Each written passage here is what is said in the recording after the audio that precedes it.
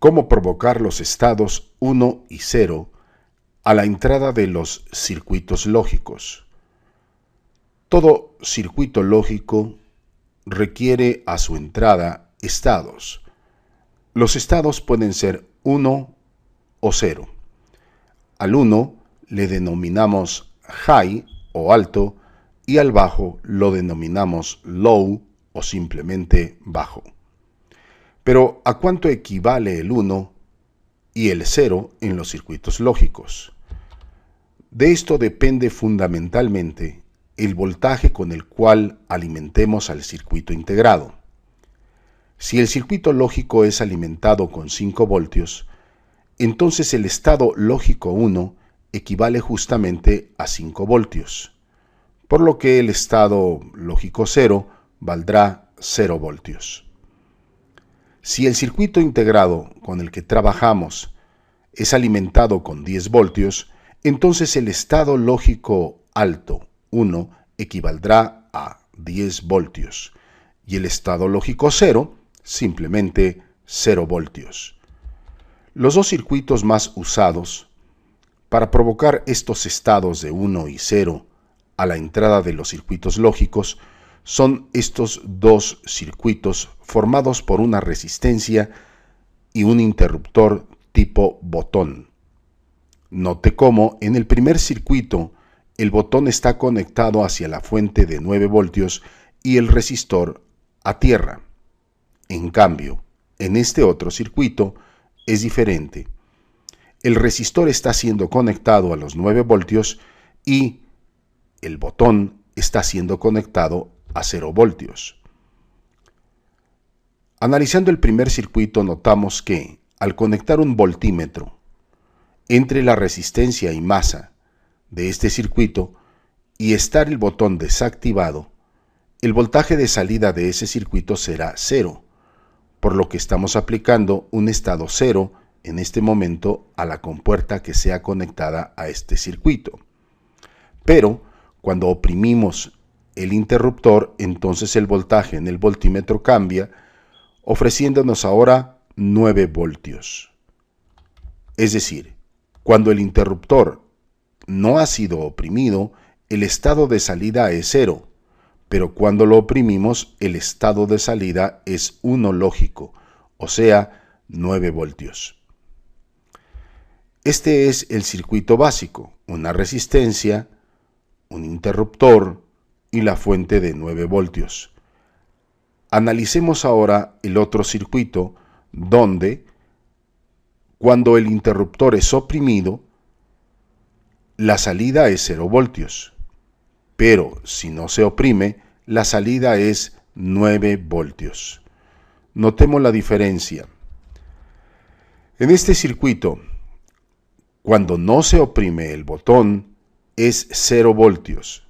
Al oprimirse, ofrece 9 voltios, o sea, lo que vendría a ser el estado lógico 1. En este otro circuito, cuando oprimimos el interruptor, nos ofrece 0 voltios, y al no oprimirlos, nos da 9 voltios.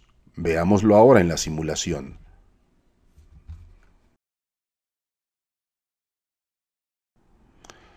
En este simulador vemos cómo se ha conectado un voltímetro de corriente directa, terminal positivo hacia la parte superior del resistor de carga. Terminal negativo, que en este caso sería la sonda de color negro, hacia el punto negativo del circuito. El interruptor de botón ha sido conectado en pull-up hacia la fuente de alimentación, que en este caso son 9 voltios. Bajo estas condiciones en las cuales no es oprimido el interruptor, la tensión de 9 voltios no conecta hacia la parte superior de la resistencia, por tanto se leen 0 voltios y el voltímetro así lo expresa. Quiere decir que para estas condiciones, conectado a un circuito lógico, estaríamos aplicando simplemente 0.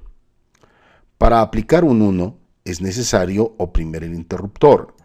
¿Qué es lo que sucede? Que ahora el voltímetro nos expresa la tensión de fuente, en este caso 9 voltios, lo cual equivale a un 1 de estado lógico.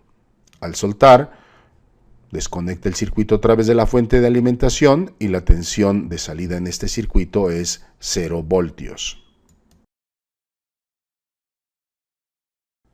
En esta simulación hemos movido el interruptor de botón que estaba en la parte superior, ahora lo tenemos conectado hacia masa, y el resistor que fungía como de carga lo hemos llevado hacia pull-up.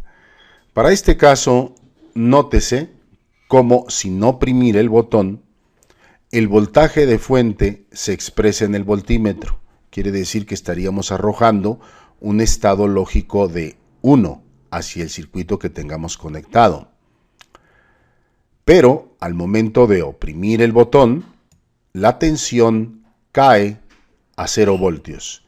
Y la razón es muy simple, porque al momento de cerrar este interruptor, el voltaje que había aquí se lleva totalmente a masa. Y por eso expresa el nivel 0.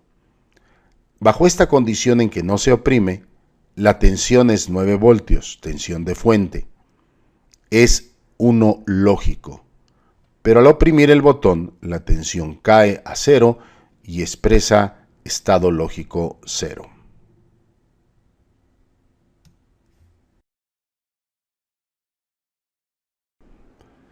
Estos son sensores electrónicos que trabajan de forma bastante similar a lo que acabamos de estudiar.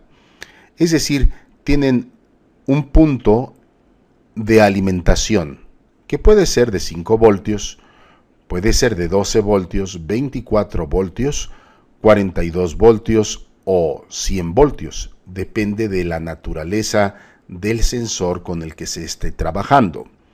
Normalmente son 3 hilos. Uno, que es el de alimentación.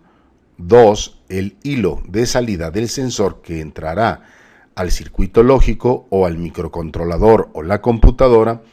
Y un punto de tierra. En este caso se observa un pirosensor, sensores de movimiento los cuales son activados cuando hay algún movimiento frente a ellos.